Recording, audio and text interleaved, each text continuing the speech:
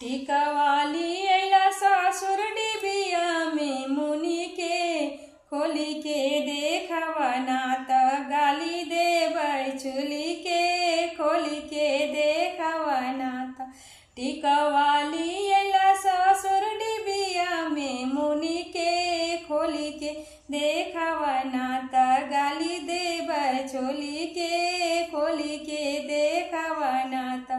नथियाली अइला भासुर डिबिया में मुनि के खोली के देखवा नात गाली देबै चुली के खोली के देखवा नात गाली देबै चोली के खोली के देखवा नात।